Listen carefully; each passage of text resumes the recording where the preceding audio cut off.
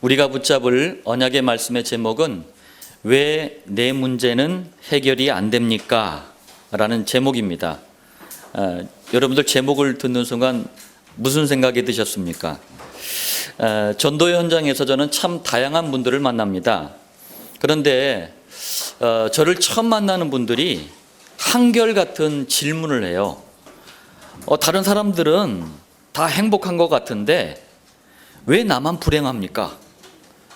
다른 사람들은 다 잘 사는 것 같은데 왜 나만 이렇게 어렵습니까?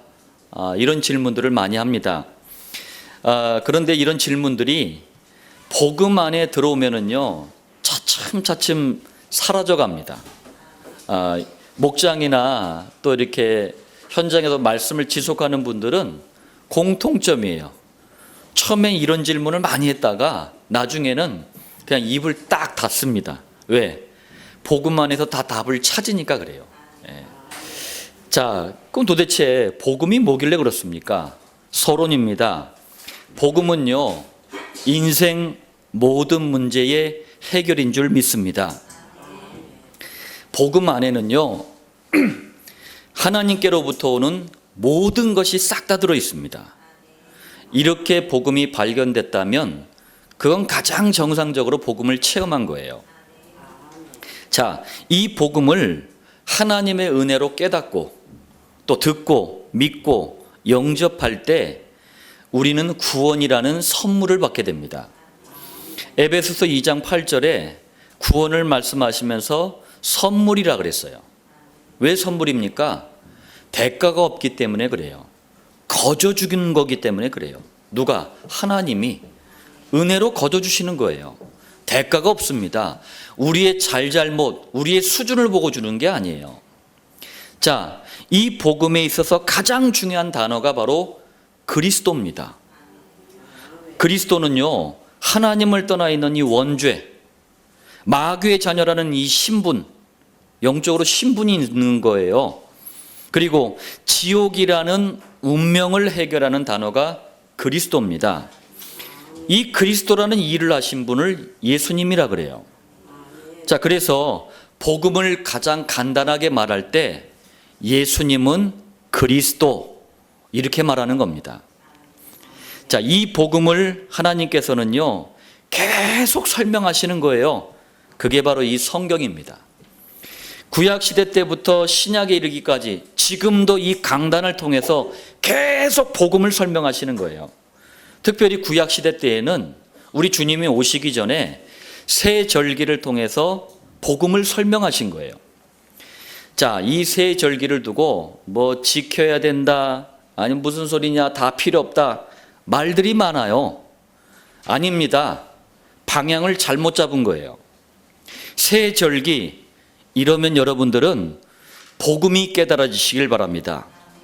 새 절기, 이러면 그리스도가 보여지시길 바랍니다. 자, 왜 그러냐면요, 첫 번째 6월절입니다. 하나님 떠나 지옥 운명에 잡힌 이 세상을 상징하는 게 있어요. 그게 애굽, 이집트라는 나라예요. 자, 이런 세상을 눈에 보이지 않게 지배하는 임금이 있다, 그 얘기입니다. 그게 사단막인데 출애굽기에는 바로 왕으로 설명을 한 거예요. 자, 여기에 이스라엘이 노예로 있었잖아요. 이건 무슨 얘기입니까? 죄의 노예가 됐다는 얘기예요. 자, 쉽게 말하자면 원죄 사단 지옥이라는 본질적인 저주 문제에 이스라엘이 잡혀버렸다, 그 얘기입니다. 그러니 무슨 방법을 동원해도, 무슨 수단을 동원해도 빠져나올 수가 없는 거예요. 그런데 희한해요. 양을 잡아가지고 집집마다 피를 발랐는데 기적처럼 빠져나온 거예요. 아니, 어떻게 이런 일이 가능합니까? 이 날을 기념하는 절기가 6월절이에요. 자, 그런데 한번 생각해 보십시오. 도대체 양의 피가 무슨 능력이 있길래 이런 일이 벌어집니까? 고린도전서 5장 7절에 바울이 이 부분을 설명한 거예요. 우리의 6월절 양, 곧 그리스도께서 희생되셨느니라. 이스라엘이 도저히 빠져나올 수 없는 그 한계에 딱 묶였는데 양을 잡은 거예요. 양의 피를 갖다 바친 거예요. 뿌린 거예요. 그런데 그 양이 상징하는 게 있다, 그 얘기입니다. 그게 바로 그리스도의 십자가의 희생의 피예요. 한번 생각해 보십시오. 이때는요, 벌써 예수님 오시기 수천 년 전의 일입니다. 아직 오시지도 않았어요. 실제 그리스도도 아니고 양이에요. 언제 오실지도 몰라요. 그리스도를 그냥 생각만 하고 양을 잡아가지고 피를 바른 거예요. 그런데 이런 어마어마한 일이 벌어졌습니다. 여러분들, 그리스도는요, 이만큼 능력이 있는 거예요. 복음은요, 이만큼 능력이 있는 거예요. 그냥 그림자만 바라봤는데, 실상도 아니고 그냥 허상인데, 뭐 나타나는 것도 아닌데, 그거 붙잡고 그거 믿었는데 능력이 나타나는 거예요. 이게 복음입니다. 자, 두 번째 이제 맥추절이에요. 이스라엘 민족이 양의 피를 바르고 이 이집트란 나라에서 빠져나왔단 말이에요. 그런데 그때 대략 200만 명 이상이 나왔다고 이렇게 추정을 합니다. 어마어마한 사람이 빠져나온 거예요. 안산이 그래도 나름대로 큰 도시입니다. 지금 안산 인구가 어제 이제 확인해 봤더니 71만 정도 된대요. 줄었어요. 60몇만까지 떨어졌다가 좀 많이 는 겁니다, 그나마. 그런데 와, 그래도 대단하잖아요. 이거 한 3배 가까운 인구가 쏟아져 나온 거예요.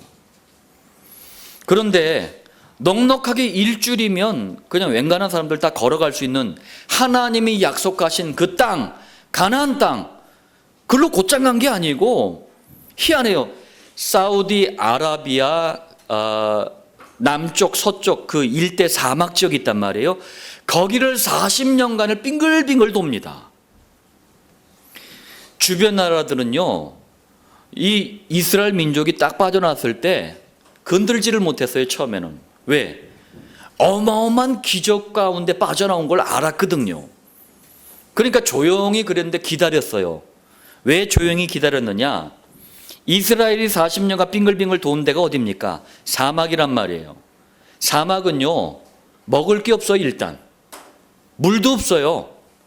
그리고 밤에는 영하로 떨어져요. 낮에는 40도 50도까지 올라가요. 사람이 살 수가 없어요. 이건 사막에 대한 상식입니다. 그러니까 조용히 기다린 거예요. 왜? 저 죽는다 이제. 몇 달은커녕 며칠도 못 가도 죽는다. 그러니까 기다린 거예요.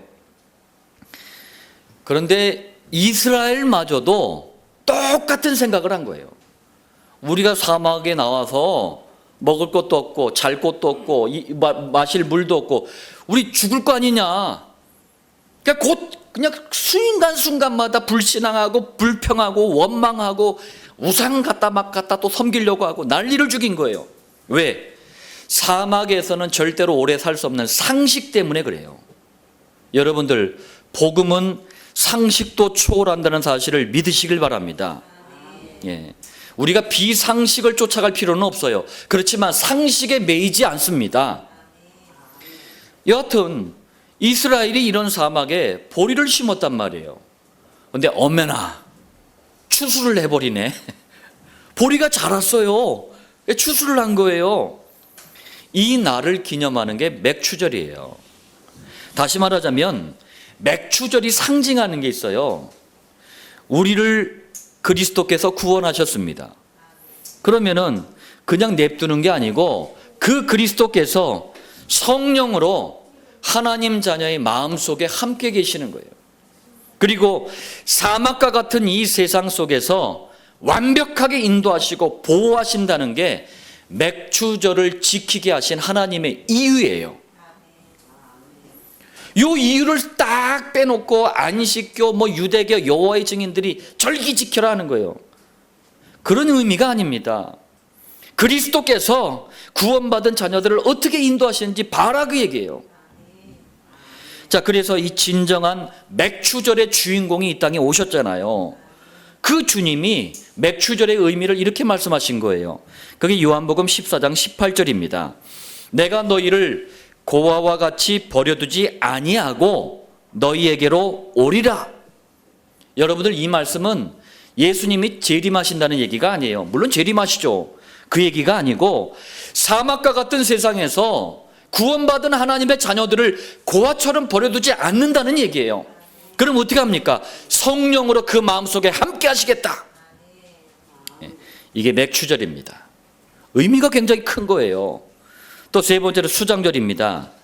사막에서 곡식을 추수한 것도 기적인데 그 정도가 아니라 아예 창고에 거두어 가지고 저장을 한 거예요. 그래서 수장절입니다. 자, 이 수장절의 의미가 뭐냐면은 그리스도가 구원받은 성도들을 한 명 한 명 다 세고 계시는 거예요. 누가 구원받았는지 그 수를 세고 계시는 거예요. 그 성경이 민수기예요. 민수기는 그래서 영어로 넘버스라 그래요. 자꾸 수를 카운트하는 거예요. 세는 거예요. 구원받은 성도들 세 가지고 뭐 하려고 세시느냐? 한 명도 빠짐없이 싹 다 영원한 천국까지 완벽하게 인도하신다는 게 수장절의 의미입니다. 오늘날의 추수감사절이 여기에 해당되는 의미를 가진 절기예요. 자, 요한복음 14장 3절에 우리 주님께서 수장절의 의미를 이렇게 말씀하셔요. 가서 너희를 위하여 거처를 예비하면 내가 다시 와서 너희를 내게로 영접하여 나 있는 곳에 너희도 있게 하리라. 예. 무슨 말이에요? 우리 주님께서 다시 재림하셔서 수장절의 의미를, 그 축복을 완전히 이제 완성하시는 거예요. 천국까지 우리를 인도해 가시는 거예요. 자, 정리하겠습니다. 예수께서 그리스도이심을 믿을 때 우리는 원죄, 사단, 지옥에서 빠져나옵니다. 하나님의 자녀라는 구원이라는 선물을 받게 돼요. 이것이 유월절입니다.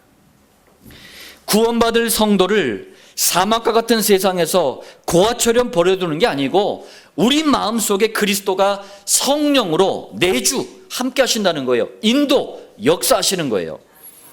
이것이 맥추절입니다. 자, 그리고 이 땅에서 인생을 마감하는 날 영원한 그리스도의 나라, 곧 천국으로 우리를 완벽하게 인도하시는 거예요. 이게 수장절입니다. 한번 보십시오, 여러분들. 세절기가 의미하는 게 뭡니까? 싹 다 그리스도 안에 있는 이 구원이 완벽하구나, 어마어마한 축복이 있구나, 이거 설명하려고 구약 때는 세절기를 지키라고 한 거예요. 그래서 절기라는 의미가 뭡니까? 똑같이 따라하는 얘기가 아니에요. 행위를 본받으라는 얘기가 아닙니다. 잊지 말라라는 거예요. 그리스도를 잊지 말라, 구원을, 이 축복을 잊지 말라라는 거예요. 그래서 구원에 대한 참 감사를 드리고 예물도 준비해서 하나님께 드리는 거예요. 오늘 맥추감사절의 의미가 바로 그런 겁니다. 자, 우리 서론의 말씀을 기억하시면서 본론 첫 번째입니다. 자, 하나님을 떠나 있는, 하나님을 만나지 못한 사람들을 불신자라 그래요. 불신자분들이 가지고 있는 착각이 있습니다. 어떤 착각을 가지고 있느냐? 대부분 다 그래요. 열심히 막 애를 쓰고 일하면서 이 생각합니다. 언젠가는 이 지긋지긋한 이 문제들이 해결되고 행복할 날이 오겠지, 이렇게 생각합니다. 그런데 미안합니다. 불신자분들은요, 원죄, 조상들의 우상숭배죄, 자범죄, 여기에 인생이 잡혀있다는 이 상태를 전혀 알지를 못해요. 불신자분들이 가지고 있는 영적인 상태가 죄인이에요. 이걸 모릅니다. 그렇기 때문에 죄인은요, 반드시 저주와 재앙이란 이 단어를 평생 옆에 끼고 살아야 돼요. 그런데 더 큰 문제가 있습니다. 문제가 와도 문제가 어디서부터 오는지 이유를 몰라요. 그러니까 불신자분들은요, 선행, 구제, 사랑, 봉사 이거 참 잘해요. 이거에 은근히 또 그러면서 기대를 겁니다. 이거 하면은 좋은 일이 있겠지, 복 받겠지, 언젠가 이 문제가 해결되겠지, 은근한 기대를 갖습니다. 요걸 공로사상이라 그래요. 공로사상으로 죄 문제가 해결되는 게 아닙니다. 이사야서 64장 6절에 보니까 무릇 우리는 다 부정한 자 같아서 우리의 의는 더러운 옷 같으며, 무슨 말이에요? 사람 눈에는 너무나 훌륭해 보이지만 인간의 의, 이 공로사상으로 원죄뿐만 아니라 어떤 죄도 해결받을 수가 없어요. 자, 또 두 번째 불신자분들의 착각입니다. 불신자분들은요, 영적인 신분을 가지고 있어요. 그게 마귀 자녀입니다. 이 마귀의 자녀라는 영적인 신분을 가지고 있기 때문에 실패와 고통을 친구 삼아 살아갑니다. 그게 친구예요. 두 친구가 있어요. 한 친구의 이름이 실패입니다. 한 친구의 이름이 고통이에요. 자, 그러나 왜 위기가 오는지 이유를 몰라요. 그러니까 학문과 철학에 의지해 봅니다.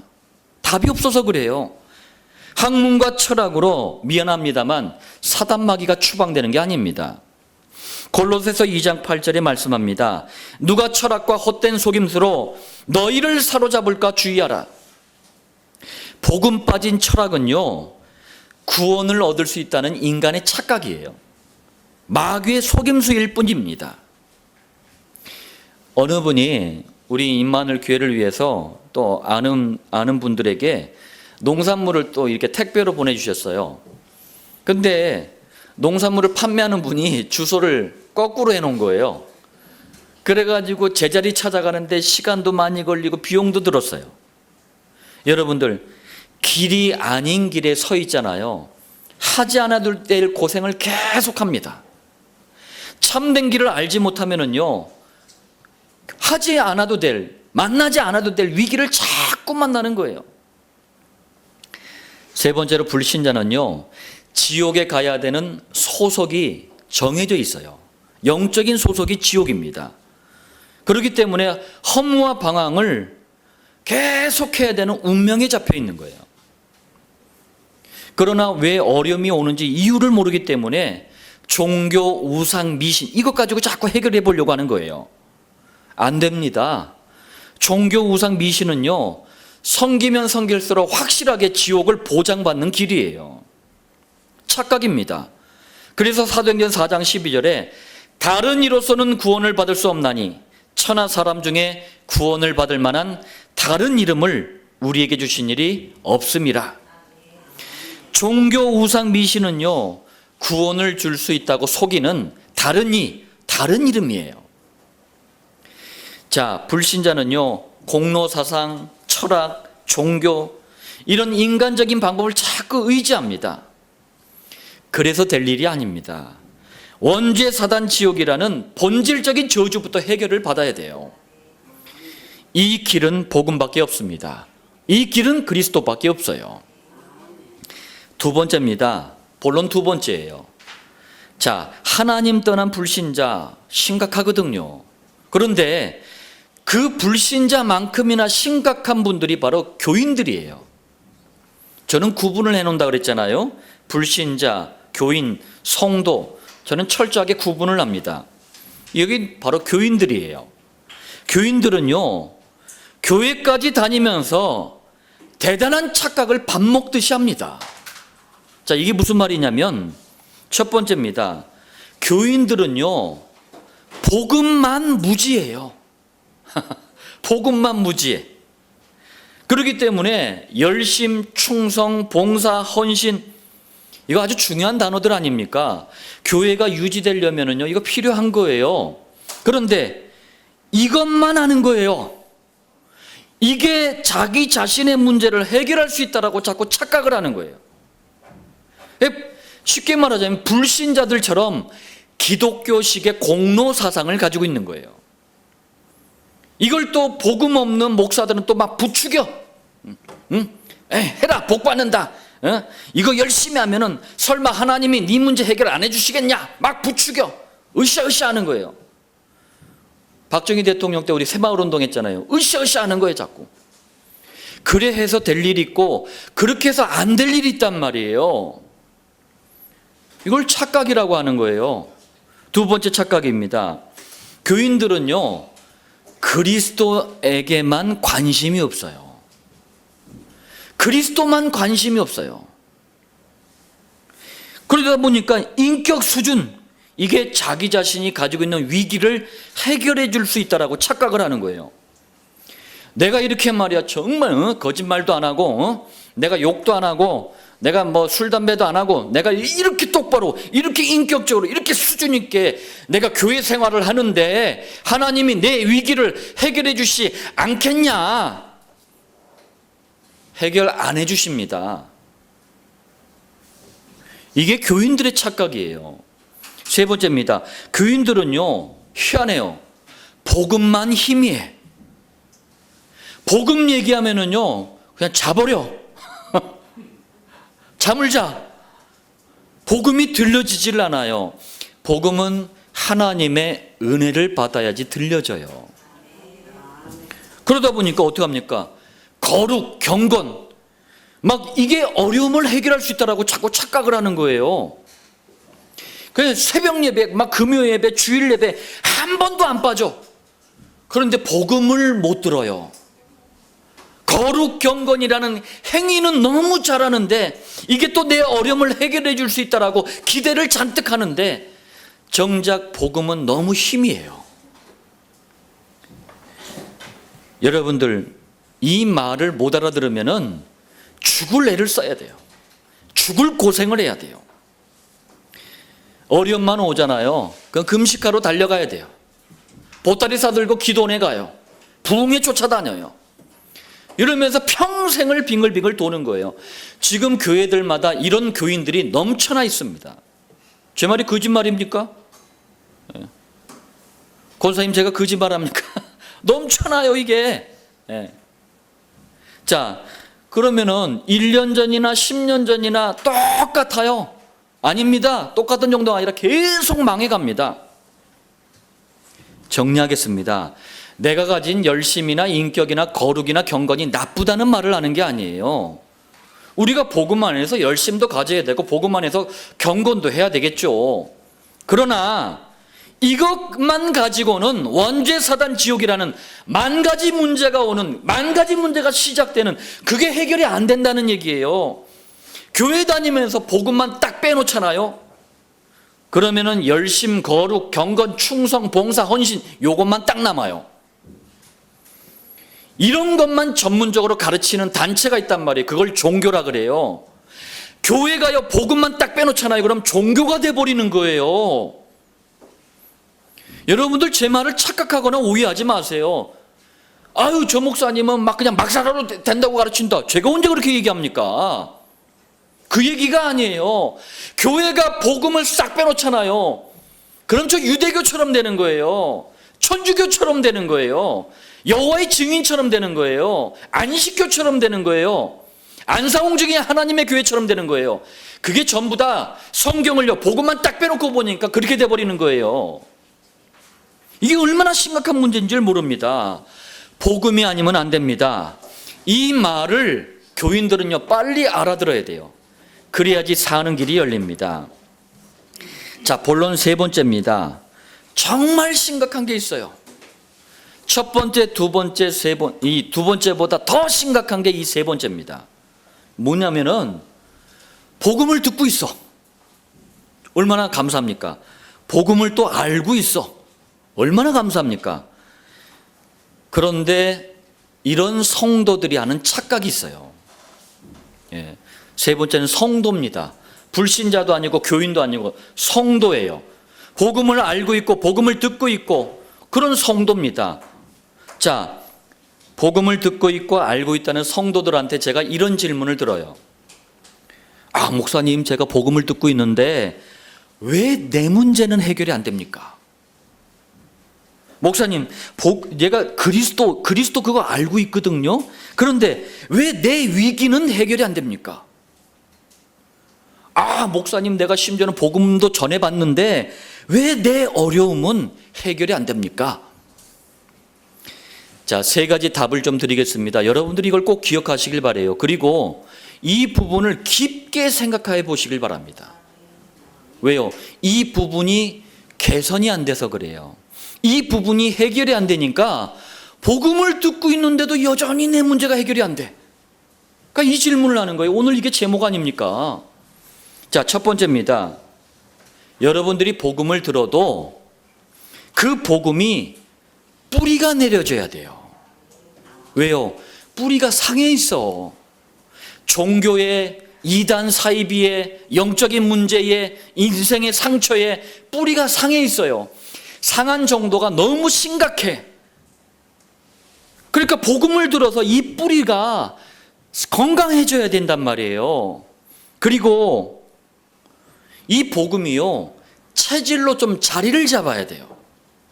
그냥 대강 얼렁뚱땅 듣고 나 복음하러 이러면 안 된다는 얘기예요. 체질이 좀 돼야 돼요. 여러분들 체질이 얼마나 무서운지 아십니까? 얼마나 무서워. 일본에서 제가 아는 분은 아버님이 그랬어요. 이 아버님이 초등학교 때 일본에 건너가가지고 평생을 일본에 사신 거예요. 70이 다 되셨는데. 근데 일본말을 너무 잘해. 일본 사람이 완전히 그러면 일본 사람이잖아요. 근데 이 아버님이 이제 위독하셨어요. 근데 자녀들이 마침 없을 때 119 와서 이제 실려갔는데 의사들이 이제 일본말로 어디가 아프냐 물어보는데 이분이 그때 한국말을 하는 거예요. 한국말. 평생 일본말 하셨던 분이 한국말로 나 어디 아파 이러는 거예요. 그러니까 통역이 안 되잖아요. 이게 체질이 여러분들, 체질은요 쉽게 바뀌는 게 아니에요. 순간순간 튀어나옵니다. 자, 그리고 복음을요 대강 듣지 마시고 이걸 각인시켜야 돼요. 각인이라는 한자가 도장을 새긴다는 뜻이에요. 나무에다가 여러분들 도장 새기는 거 보셨습니까? 복음을 그렇게 새겨야 돼요. 어디에? 여러분들 마음에 새겨야 돼요. 그러려면은 시간이 필요하다 그 얘기입니다. 우리에게 왜 구원받은 우리에게 교회를 주셨습니까? 시간이 필요하다 그 얘기예요. 왜 이스라엘이 40년 동안 광야를 헤맸습니까? 시간이 필요하다 그 얘기예요. 430년 동안 잘못 길들여진 그 종교 체질, 그 우상 숭배 체질, 복음 모르는 그 체질을 바꾸는데 시간이 필요하다 그 얘기예요. 그런데 우리에게는 치명적인 게 있어요. 복음 듣기 전에 종교가요 완전히 쪄들어 있어요. 그 경상도나 전라도 분은 아시잖아요. 짠지라는 거 아시죠? 빨아도 짠지, 아빠 짠지는 짠맛이 끊임없이 나와요. 이게 우리가 가지고 있는 체질이 그래요. 종교가 깊게, 너무 깊게 자리에 있어요. 이 뿌리 내려지고 각인되고 체질화된 이 종교를 바꾸려면은 시간이 필요합니다. 그런데 이걸 갖다가 그냥 안 하는 거예요. 안 하고 그냥 듣고 그냥 마는 거예요. 그래서 제가 여러분들한테 권하는 게 뭡니까? 강단 노트를 자꾸 쓰라고 하는 거예요. 왜? 복음을 얼렁뚱땅 대강대강 듣지 마세요. 이 1시간 예배 동안에 설교 말씀이 몇 분이나 됩니까? 이거 듣고 한 주 동안 아무 생각 없이 살잖아요. 그 종교 체질, 그 복음 아닌 잘못된 것들이 전혀 바뀌어지지를 않아요. 그러면 수준이 절간에서 스님한테 뭡니까? 말씀 듣는 거하고 똑같은 수준이 돼버리는 거예요. 제가 그래서 이제 지난 시간에 진짜 검사했어요. 우리 김정진 성도님도 같이 옆에 있어서 아시잖아요. 진짜 성도님한테 제가 쓰라고 해서 검사했습니다. 너무 잘하셨더라고요. 아주 그냥. 예. 여러분들 그런데 그걸로 하는 것과 안 하는 거하고 천지 차이가 나요. 예. 자, 이건 여러분들 절대로 쉽게 안 바뀐다는 걸 여러분들이 확실하게 이해하셔야 됩니다. 문제만 만나면은요 복음으로 해답을 찾아 들어가는 사람이 있어요. 그건 뭡니까? 복음이 그만큼 뿌리 내려진 거예요. 체질이 된 거고 각인이 된 거예요. 그런데 문제만 만나면 종교로 자꾸 튀어들어가. 인간의 방법, 그게 종교예요. 자꾸 인간의 생각으로 튀어들어가. 과거로 튀어들어가고 상처로 튀어들어가. 예. 그래서 여러분들이 복음을 정말 진중하게 들어야 돼요. 자, 두 번째입니다. 왜 내 문제는 해결이 안 됩니까? 이 질문에 대한 답은 과정의 축복을 여러분들이 밟아가시길 바랍니다. 복음 가진 성도가 이 과정의 축복을 무시하잖아요. 하나님의 계획, 인도, 역사 싹 다 놓쳐버려요. 자, 이게 무슨 말이냐면은 요셉이요 야곱이 너무나 사랑하는 아들이었어요. 그도 그럴 것이지 요셉이 막내뻘 아닙니까? 막내 베냐민 다음으로 난 아들이 아닙니까? 그리고 요셉이 평생에 가장 사랑했던 여인의 아들이에요. 라헬의 아들 아닙니까? 너무 사랑스럽고 너무 사랑했단 말이에요. 그런데 만약에 요셉이 그 야곱의 집 안에서 아버지 무릎에 앉아가지고 떼떼떼떼 빼빼빼빼 이러고 있으면은요 아무 일도 안 되는 거예요.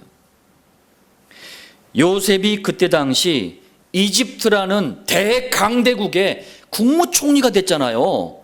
그러려면은 반드시 가정에 자꾸 문제가 일어나가지고 집을 나가야 되는 거예요. 노예로 팔려가가지고 경제를 배워야 되는 거예요. 감옥에 누명을 쓰고 가가지고 정치를 배워야 되는 거예요. 여러분들 이게 무슨 말인지 알아들려주셔야 돼요. 여러분들 아무 문제 없고 편안하게 살아보세요. 절대 복음 안 들어요. 우리가 얼마나 악질인지 몰라요. 우리가 얼마나 독한지 몰라요. 복음을 듣지를 않으려고 그래. 잘 되잖아요. 그럼 내가 잘해서 되는 줄 알아. 현장에서 죽겠다는 사람들을 제가 한두 명 만나는 게 아니에요. 매주마다 죽겠다는 사람들을 매주마다 난 저는 의사예요. 영적인 의사입니다. 죽겠다는 사람들 한두 명 만나는 게 아니에요. 그러면 이분들에게 복음이 들어가잖아요. 그럼 숨통이 튀어요. 사람이요 막 답답하다가 숨통이 탁 트이면 얼마나 좋은지 몰라요.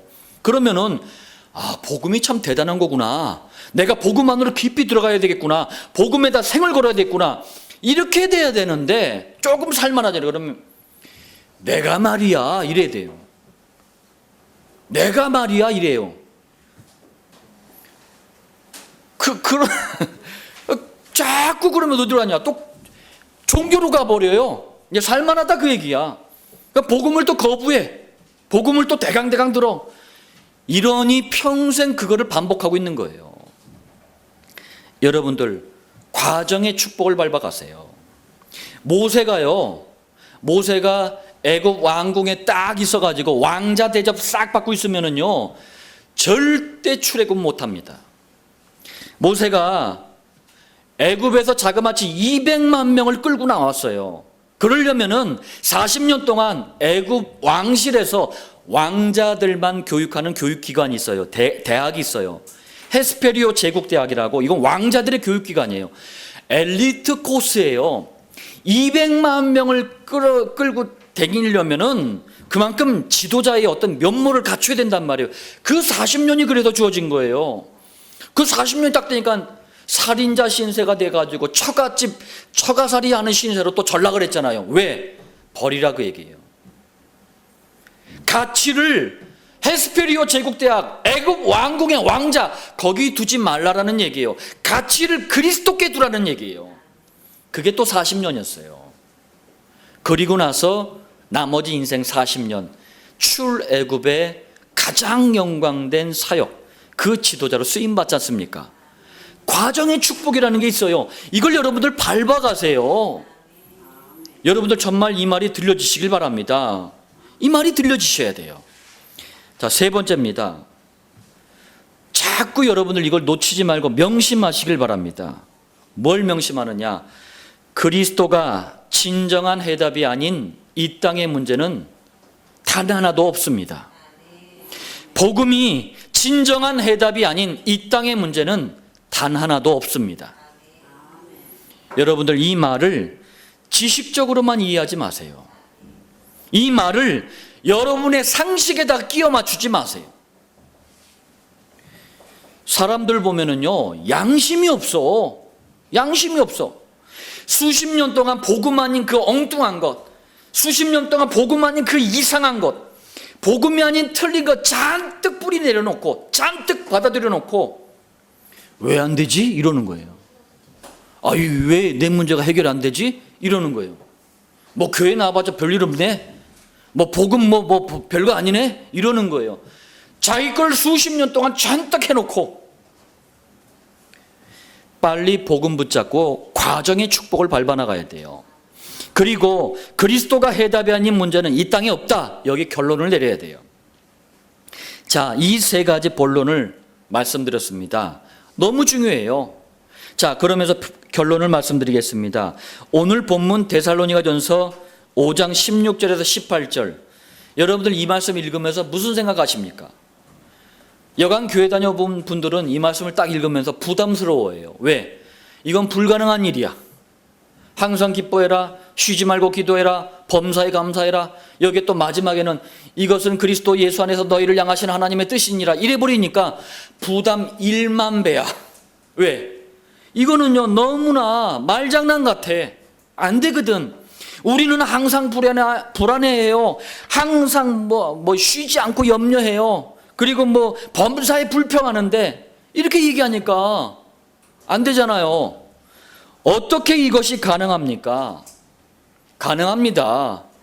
성경은 불가능한 걸 요구하는 게 아니에요. 원리를 따라가면 쉽습니다. 복음을 따라가면 쉬워요. 그리스도를 따라가면 되어지는 줄 믿으시길 바랍니다. 자, 첫 번째입니다. 우리에게는 그리스도라는 영원한 해답이 있습니다. 영원한 해답이 있기 때문에 어떤 문제 앞에 서더라도 항상 기뻐할 수 있어요. 왜요? 그 문제가 영원한 해답이신 그리스도 안에 있으면 반드시 큰 응답이 될 줄 믿으시길 바랍니다. 예. 그러니까 우리 성도에게는 문제 노릇을 못하는 거예요. 그게 얼마나 기쁩니까? 저도 목사입니다. 목사의 인생에는 문제가 없겠습니까? 이런저런 문제가 있어요. 그렇지만 기뻐할 수 있는 이유가 뭡니까? 영원한 해답이 있잖아요. 요거 단순한 거 하나만 이해를 해도 큰 축복이 됩니다. 큰 응답이 돼버려요. 자, 두 번째입니다. 우리에게는 그리스도라는 유일한 해답이 있습니다. 그러니까 어떤 위기 앞에 서더라도 항상 기도할 수 있는 거예요. 복음이 그리스도가 뭔지 모르잖아요. 그 위기 앞에 오잖아요. 기도 안 해. 처음에는 막 주여! 막 울부짖어요. 막 난리를 죽입니다. 그런다고 위기가 해결되는 게 아니에요. 그럼 그 다음에 어떠니? 포기해버려요. 나중에는 하나님을 원망해버려요. 기도 절대 안 합니다. 그러나 유일한 해답을 붙잡고 있으면은 기도할 수 있어요. 왜요? 그 위기가 유일한 해답이신 그리스도 앞에 서잖아요.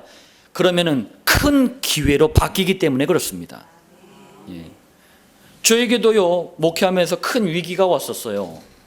그렇지만 그 위기 속에서 저는요, 위기라는 한자어가 위험한 기회라는 뜻이에요. 한자어가 그렇게 돼 있어요. 위험한 기회, 위험하지만 기회를 본 거예요. 그러면서 제가 현장을 들어가기 시작한 거예요. 그러면서 제가 성경에서 말씀하신 전도가 지금 하는 목장이에요. 목장을 그때부터 시작한 거예요. 위기가 기회가 된 거예요. 왜? 우리에겐 유일한 해답이 있기 때문에 그래요. 또 우리에겐 그리스도라는 완전한 해답이 있습니다. 그러니까 어떤 어려움이 와도 감사할 수 있는 거예요. 왜요? 그 어려움이 영원한 해답이신 그리스도 안에 있으면 큰 축복이 되어버립니다. 제가 교회를 처음 개척을 할 때 햇볕 하나 안 들어오는 지하에서 개척을 했어요. 다른 분들이 딱 오더니만 막 고개를 설레설레 줘요. 이런데 무슨 사람이 오냐고. 목사님 다른 생각을 바꾸라고. 저는요 아무 그런 데 생각이 없었어요. 제가 참 그러니까 바보 같나 봐. 아무 생각이 없었어요. 햇볕 하나 안 들어왔어요.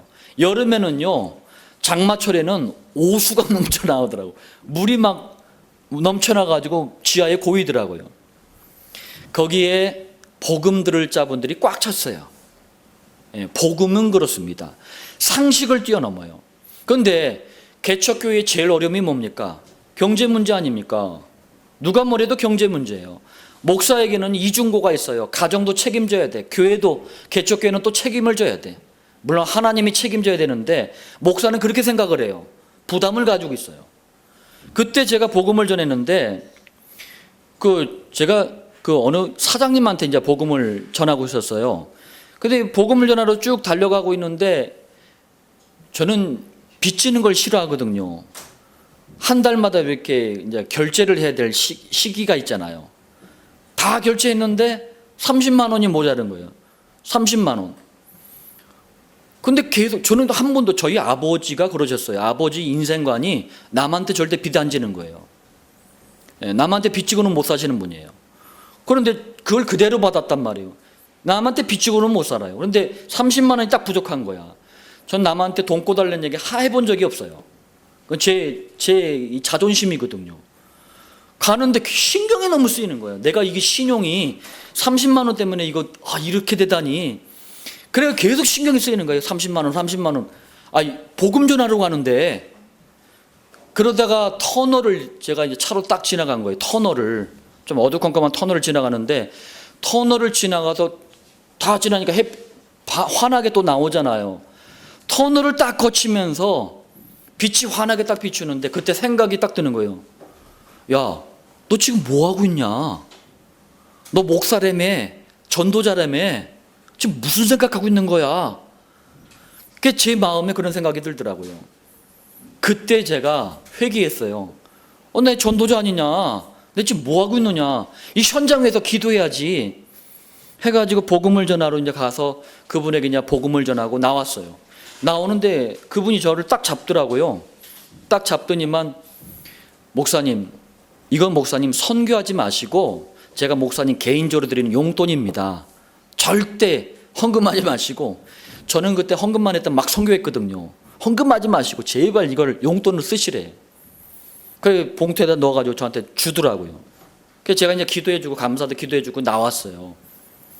사람이 그렇잖아요. 좀 궁금하잖아요. 얼마 들어있는지.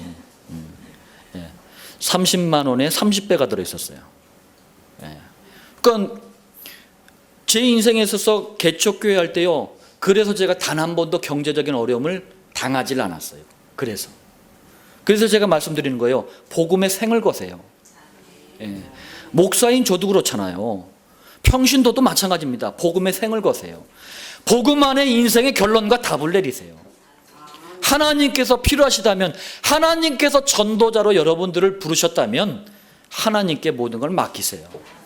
이 복음은 완전한 해답이고 영원한 해답이고 유일한 해답이에요. 여기서 여러분들 참된 응답, 참된 축복, 참된 기회를 누리시길 예수님의 이름으로 축원드립니다.